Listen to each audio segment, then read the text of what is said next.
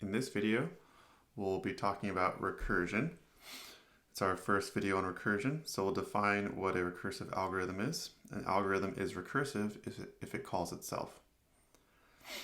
And we'll be using recursion to compute some of the binomial coefficients.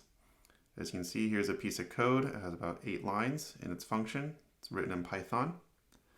And every recursive algorithm needs the following. So we need a base case.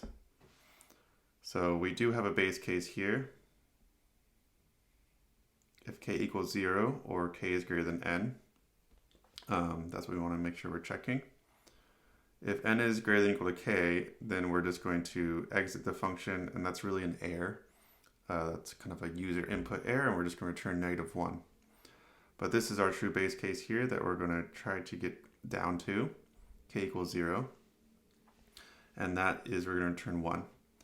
We also need inductive cases, or basically the places where the function is calling itself. And so the algorithm is calling itself right here. You can see. And then finally, we're going to make progress because the arguments are getting smaller every single time. So they were n and k, but now they're n minus 1 and k minus 1. So we're making progress towards the base case, which is k equals 0. So those are the 3 things you generally need for a recursive algorithm. Progress is something definitely you put in quotes there. It's not always going to be as simple as the arguments getting smaller and we're reducing down to a base case of 0 or 1. Recursive algorithms can be more complex than that, but for our purposes in this video and in this course, most of the time the algorithm's arguments are just going to get smaller, reducing to that base case. But just be aware that that's not always going to be the case. Progress can be defined more abstractly. All right, so in this video, we're going to prove that this recursive algorithm, BR, correctly computes the binomial coefficients. So how do we do that? All right, well, first off, we need our base case. So it's very similar to induction. You need a base case statement. So if k equals 0, which is our base case, BR and 0 returns 1. And we know that the binomial coefficient n comma 0 equals 1. Therefore,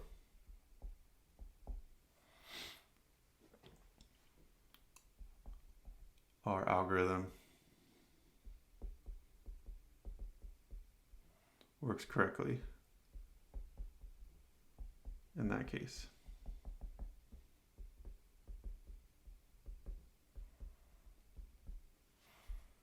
Okay. Then we need to do our inductive case or inductive step.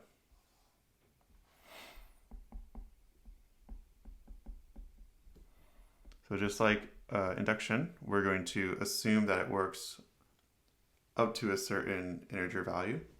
And we're going to use strong induction in this case, although I don't think we really need it, but why not?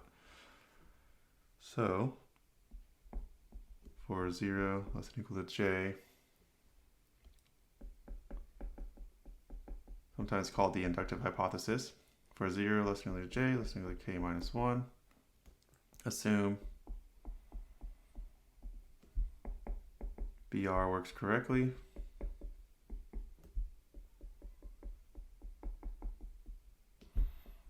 i.e. BR and J computes and choose J correctly. And that again is for 0 less than or equal to J less than or equal to K minus 1. We always showed it, the base case for 0, and we're going to just assume with our inductive hypothesis that we get all the way to K minus 1. And now we want to show,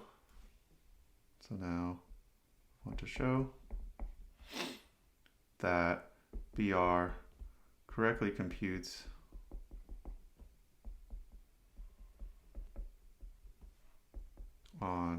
value k. Right, we got 0 in the base case. We got all the way to k to minus 1 with the inductive hypothesis or inductive cases. And now we want to show that it works on the next one, the next value up, which is k. So let's just go through the algorithm here. So let's say BR and k is going to call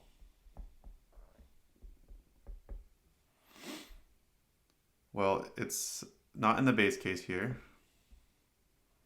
So we're going to skip this piece and we're going to jump into there. And that means we're going to call BR n minus 1k times n over k. So it's really going to call BR n minus 1, k minus 1 times n over k.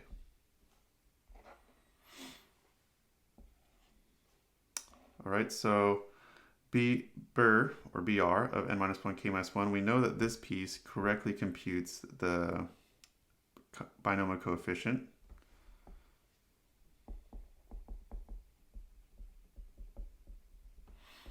So by the inductive hypothesis,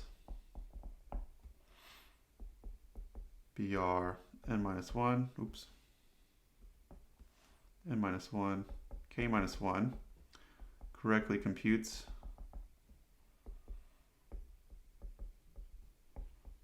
n minus 1, k minus 1. So that's good. And we just need to check then that this times this equals n choose k. So let's go and do that. So therefore n over k times b over r and br n minus 1, nope, not that. N minus 1, k minus 1 equals n over k times n minus 1, choose k minus 1. And remember, that's by the inductive hypothesis. That's n over k times n minus 1 factorial, k minus 1 factorial, n minus 1 minus k minus 1 factorial. And with a little bit of algebra, you'll see this is n over k times n minus 1 factorial over k minus 1 factorial, and then this piece here, that negative is going to distribute to both so that these ones cancel. And so you get n minus k factorial. And then combining these, we have n times n minus 1 factorial. Well, that's just n factorial. Similarly, we have k times k minus 1 factorial, so that's going to become k factorial.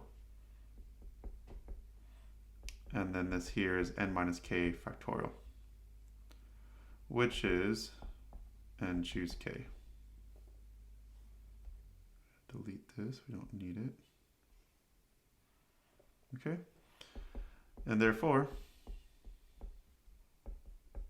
BR or BR of nk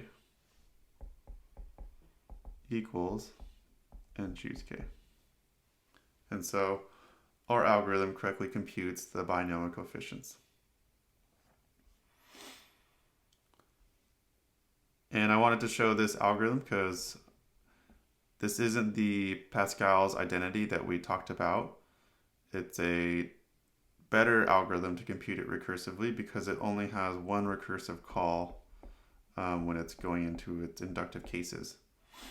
Normally in Pascal's identity, we had, I believe the identity is n choose k equals n minus 1, k minus 1 plus n minus 1 choose k. Don't quote me on that one. But this in Pascal's identity, we have two recursive calls really. And recursion, as your book talks about, can be quite expensive in its function calls. Function calls aren't cheap, and those will start to really stack on itself, and it will start to really overlap. You'll be computing way too many overlapped previous cases. So this is a better way to call it recursively. And then there's more advanced programming techniques like dynamic programming and what they call memoization, which basically stores in memory some of the previous calls so that you don't have to keep recursively going back. But that's a more advanced topic. So just to recap, we have a recursive algorithm, we have base cases, we have inductive cases, and then making progress. And we just proved, very similar to induction, that we have a base case, inductive case, and then the inductive step to prove that our algorithm is correct. I'll see you in the next video where we'll go over binary search.